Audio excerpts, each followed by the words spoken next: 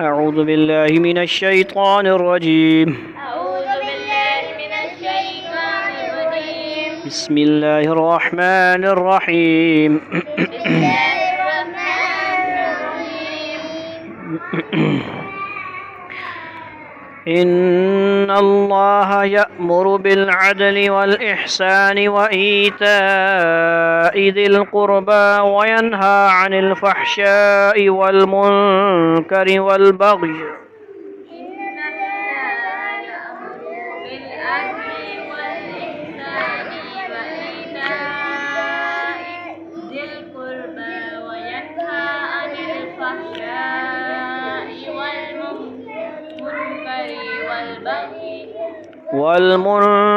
والبغي يعظكم لعلكم تذكرون.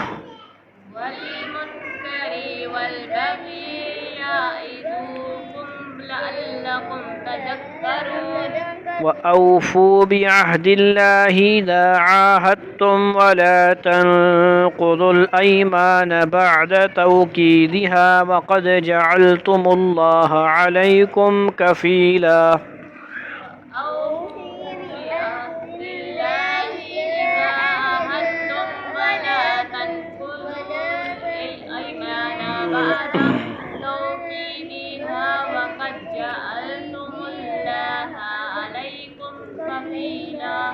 إن الله يعلم ما تفعلون. ولا تكونوا كالتي نقضت غزلها من بعد قوة أنكاثا. ولا تكونوا كالتي نقضت غزلها من بعد قوة أنكاثا. تتخذون أيمانكم دخلا بينكم أن تكون أمة هي أربى من أمة. تتخذون أيمانكم دخلا بينكم أن تكون أمة هي أربى من أمة. شابش. وقف. إنما يبلوكم الله به.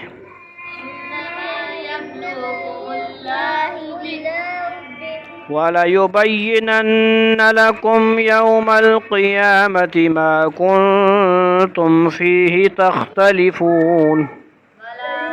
لام لما نہیں کریں گے ولا رام رام غنہ وغیرہ کرو. یہ اس طلحہ سے 1000 درجے بہتر نہیں ہے؟ ماشاءاللہ. کیا خیال ہے؟ پڑھ سکتے ہیں نا. وَلَوْ شَاءَ اللَّهُ لَجَعَلَكُمْ أُمَّةً وَاحِدَةً وَلَكِنْ يُضِلُّ مَنْ يَشَاءُ وَيَهْدِي مَنْ يَشَاءُ.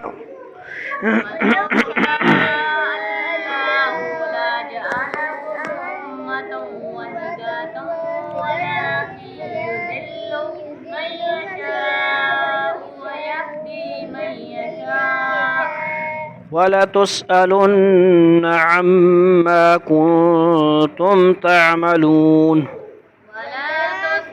لما نہ کرنا یار واو.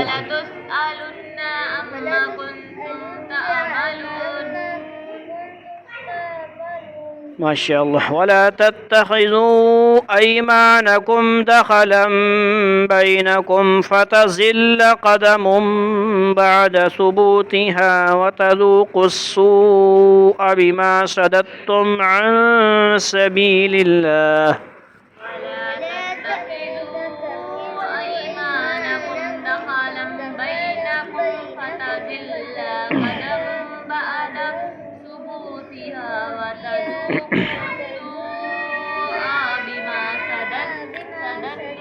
صددتم آگے تا پڑھنا ٹھیک ہے.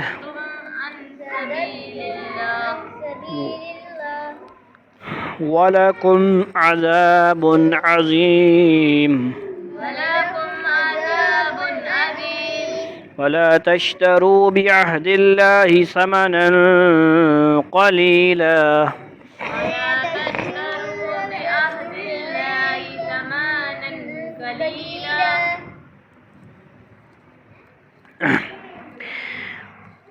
إنما عند الله هو خير لكم إن كنتم تعلمون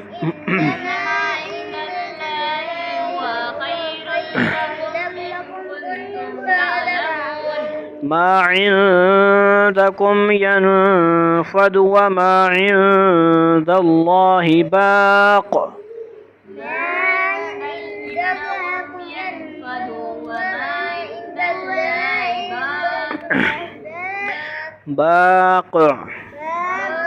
ولنجزين الذين صبروا أجرهم بأحسن ما كانوا يعملون ولنجزين الذين صبروا أجرهم بأحسن ما كانوا يعملون من عمل صالحا من ذكر أو أنثى وهو مؤمن فلنحيينه حياة طيبة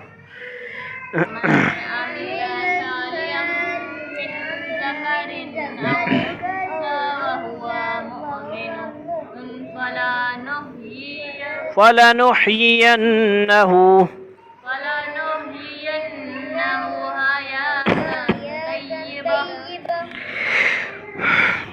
ولنجزينهم أجرهم بأحسن ما كانوا يعملون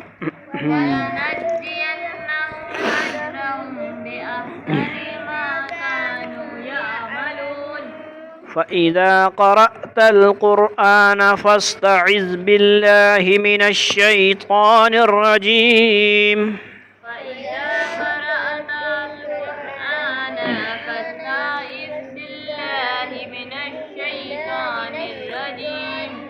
سمجھ آ رہی ہے؟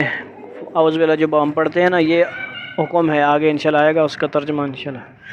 إنه ليس له سلطان على الذين آمنوا وعلى ربهم يتوكلون.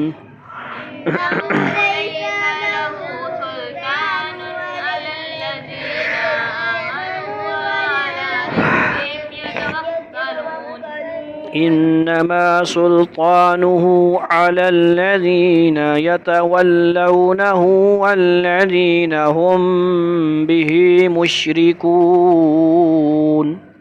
إنما سلطانه على الذين يتولونه والذين هم به مشركون. صدق الله العظيم. نفری کم ہے، بچہ نیا ہے. ٹھیک ہے جی. آیت نمبر 90 ترجمہ. ہمارے ہاں ترجمہ بھی ہوتا ہے، ٹھیک ہے، اور سے سننا ہے، فائدہ اٹھانا ہے انشاءاللہ. ترجمہ ہوگا، ٹھیک ہے، اس کے بعد سبق باقاعدہ سب شروع ہو گیا. ان اللہ یأمر بالعدل والإحسان وإیتاء ذی القربى وینہی عن الفحشاء والمنکر والبغی یعظکم لعلکم تذکرون. یہ آیت کہاں سنتے ہیں آپ؟ جمعے کو خطبہ سنتے ہیں. دا والا رازا یو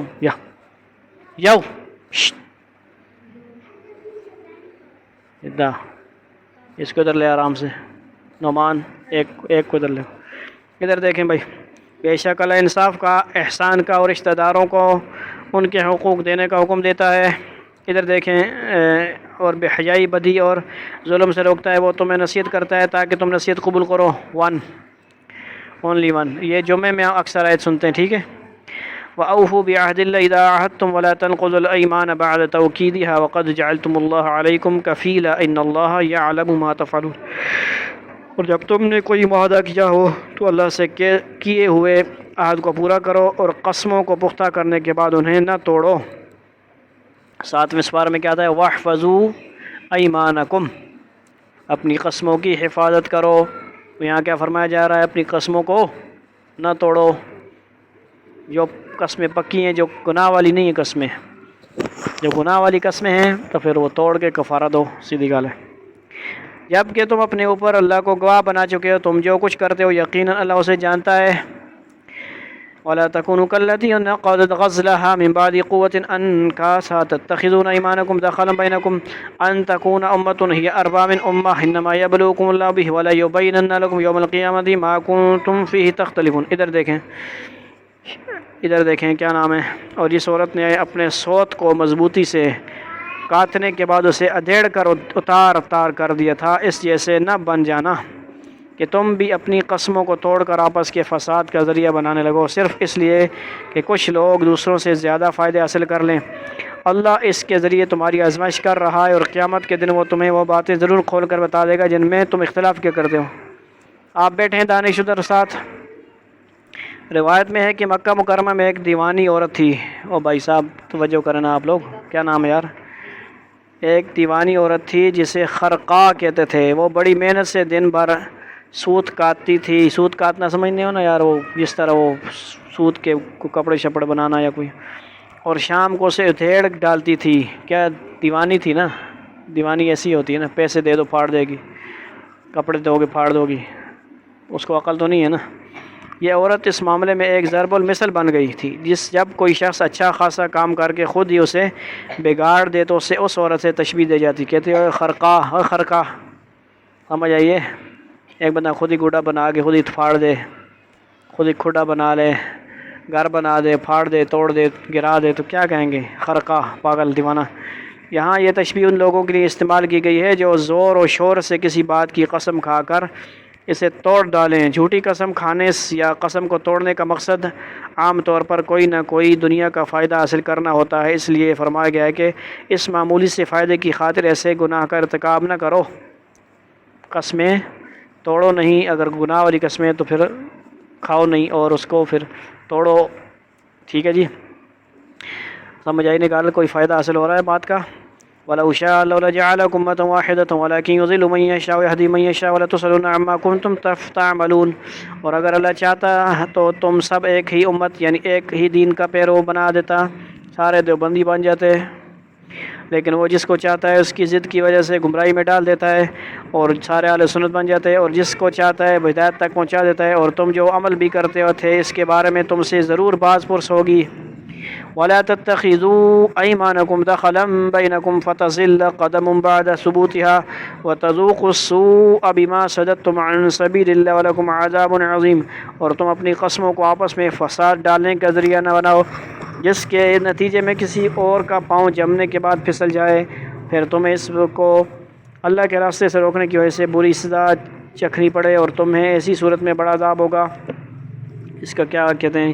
یہ قسم کو توڑنے کا ایک اور نقصان بیان فرمایا جا رہا ہے، اور وہ یہ کہ جب تم قسم توڑو گے تو عین ممکن ہے کہ تمہیں دیکھ کر کوئی اور شخص بھی اس گناہ پر آمادہ ہو جائے.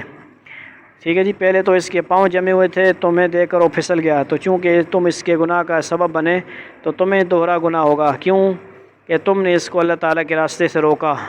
ایک بندہ کہتا ہے میں قسم اٹھاتا ہوں میں صحابہ کے دشمن سے نہیں بولوں گا. وہ قسم ٹھیک ہے، سمجھ آئیے، اس سے سلام دعا بھی نہیں کروں گا. صحابہ کی گستاخی کرتا ہے، قسم اس کو پوری کرنی چاہیے. وَلَا تَشْتَرُوا بِعَهْدِ اللَّهِ ثَمَنًا قَلِيلًا إِنَّمَا عِندَ اللَّهِ هُوَ خَيْرٌ لَكُمْ إِن كُنتُمْ تَعْلَمُونَ.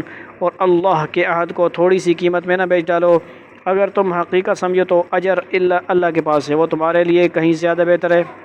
مَا عِندَكُمْ يَنْفَدُ وَمَا عِندَ اللَّهِ بَاقٍ وَلَنَجْزِيَنَّهُمْ صَبَرُوا أَجْرَهُمْ بِأَحْسَنِ مَا كَانُوا يَعْمَلُونَ. جو کچھ تمہارے پاس ہے وہ سب ختم ہو جائے گا. سمجھ آئی نے؟ سب تو جو جائیدادیں مائدادیں جس کے پاس ہیں نا وہ ختم ہو جائیں گی، ہمیشہ نہیں رہیں گی. لڑائی جھگڑا بنایا ہوا نا جو آپ لوگوں نے. اور جو کچھ اللہ کے پاس ہے وہ باقی رہنے والا ہے. اور جن لوگوں نے صبر سے کام لیا ہوگا وہ ہم انہیں ان کے بہترین کاموں کے مطابق ان کا اجر ضرور عطا کریں گے. پہلے کئی بار عرض کیا جا چکا ہے کہ قرآن کریم کی اصطلاح میں صبر کا مفہوم بہت وسیع ہے، گہرا ہے. اپنی نفسانی خواہشات کو دبا کر اللہ تعالیٰ کے احکام کی پابندی کو بھی صبر کہا جاتا ہے. اور کسی تکلیف کے موقع پر اللہ تعالیٰ کے فیصلے پر کوئی شکایت نہ کی جائے تو وہ بھی صبر ہے. سمجھ آ رہی ہے بات؟ صبر یہ نہیں ہے کہ بس چپ کر جاؤ، بس مظلوم بن جاؤ. حضرت امام حسین نے صبر کیا، جم گئے، حق کے ساتھ جم گئے، نماز نہیں چھوڑی، نیزے کے اوپر بھی تلواروں کے سائے کی طرح بھی نماز نہیں چھوڑی. نام لیوا دیکھو کیا کیا کر رہے ہیں، نماز شاز معاف ہے ان کو، نماز نہیں پڑھیں گے، ماتم شاتم کریں گے، فلاں فلاں وہ کام کریں گے جو امام حسین نے نہیں کیے، اور وہ کریں گے جو امام حسین، وہ کام جو امام حسین نے، صحابہ کرام نے، اہل بیت نے کیے وہ نہیں کریں گے، اور جو انہوں نے نہیں کیا وہ کریں گے، جو ان کو ناپسند ہے، دین کے خلاف ہیں، اپنی طرف سے مرضیات۔ من عمل صالحا من ذکر او انثى وهو مؤمن فلنحيينه حیاة طیبہ ولنجزینهم اجرهم باحسن ما كانوا يعملون۔ جس شخص نے بھی مومن ہونے کی حالت میں نیک عمل کیا ہوگا، چاہے وہ مرد ہو یا عورت، ہم اسے پاکیزہ زندگی بسر کرائیں گے، اور ایسے لوگوں کو ان کے بہترین اعمال کے مطابق ان کا اجر ضرور عطا کریں گے۔ کیا شرط ہے؟ ایمان۔ ہاں بھائی کیا نام ہے؟ What is your? مدثر۔ ایمان شرط ہے، ایمان نہیں ہوگا تو پھر جنت میں نہیں جا سکتے بھائی۔ جتنی مرضی نمازیں پڑھتا رہے بندہ، ہندو شندو بھی کلمے پڑھتے رہے، نماز پڑھتے رہے، دل سے مومن نہیں ہوئے، نماز وہ دل سے اسلام نہیں لائے تو پھر وہ کوئی فائدہ نہیں۔ فَإِذَا قَرَأْتَ الْقُرْآنَ فَاسْتَعِذْ بِاللَّهِ مِنَ الشَّيْطَانِ الرَّجِيمِ۔ ٹھیک ہو گیا؟ چنانچہ جب تم قرآن پڑھنے لگے تو شیطان مردود سے اللہ کی پناہ مانگ لیا کرو۔ یہ آپ کو پتہ ہونا چاہیے کہ قرآن کا اعوذ باللہ پڑھنے کا جو حکم ہم اعوذ باللہ پڑھتے ہیں، یہ کیوں پڑھتے ہیں؟ پچھلی آیتوں میں نیک عمل کی فضیلت بیان فرمائی گئی تھی، چونکہ نیکی کے کاموں میں سب سے زیادہ خلل شیطان کے اثر سے پڑتا ہے، اس لیے اس آیت میں اس کا یہ علاج بتایا گیا ہے کہ قرآن کریم کی تلاوت سے پہلے شیطان سے اللہ تعالیٰ کی پناہ مانگ لی جائے، یعنی اعوذ باللہ من الشیطان الرجیم پڑھا جائے، اعوذ باللہ السمیع العلیم بھی پڑھ سکتے ہیں، اور بھی بہت سارے کلمات ہیں۔ تلاوت قرآن کا ذکر خاص طور پر اس لیے فرمایا گیا ہے کہ قرآن کریم ہی تمام نیک کاموں کی ہدایت دینے والا ہے، لیکن شیطان سے پناہ مانگنا صرف تلاوت ہی کے ساتھ مخصوص نہیں، ہر نیک کام کے وقت پناہ مانگ لی جائے تو انشاءاللہ شیطانی اثرات سے حفاظت رہے گی۔ انجینئر صاحب مبارک ہو، آپ کے لیے دلیل مل گئی مجھے۔ انجینئر صاحب ہمارے ہیں نا، ہر لیکچر اعوذ باللہ سے شروع کرتے ہیں، اعوذ باللہ من الشیطان الرجیم بسم اللہ الرحمن الرحیم۔ ان کے شیخ بھی ہیں، تو میں اعتراض تو نہیں، اشکال ہے۔ ہمارے بزرگان دین کتابیں جو لکھی ہیں، درسی کتابیں، نصاب کی کتابیں، انہوں نے الحمدللہ سے شروع کی ہے یا بسم اللہ سے شروع کی، لیکن لیکچر ہو، اسلامک لیکچر ہو، اچھی کورس بھی ہو، بے شک لوگوں کو سکھانے کا، ٹیکنالوجی کا ہو، اعوذ باللہ بسم اللہ پڑھ لینا مسئلہ نہیں ہے، لیکن کیا ہے بسم اللہ اور الحمدللہ اس سے بھی بہتر ہے۔ ہاں، اب بسم اللہ بھی پڑھ لی، الحمدللہ بھی پڑھ لی، اعوذ باللہ پڑھ لی، 3 فائدے ہو گئے۔ لہٰذا یہ بڑی کام کی بات ہے یار، یہ ان کو بھیجوں گا میں۔ اچھا وہ کر لگے آخر میں، ذہن میں رکھو، اس کو ریکارڈ۔ انہ لیس لہ سلطان علی الذین آمنوا وعلی ربہم یتوکلون، ادھر دیکھیں، اس کا بس ایسے لوگوں پر نہیں چلتا جو ایمان لائے ہیں اور اپنے پروردگار پر بھروسہ رکھتے ہیں۔ انما سلطانہ علی الذین یتولونہ والذین ھم بہ مشرکون، اس کا بس تو ان لوگوں پر چلتا ہے جو اسے دوست بناتے ہیں اور اللہ کے ساتھ شرک کا ارتکاب کرتے ہیں۔ وآخر دعوانا الحمدللہ رب العالمین۔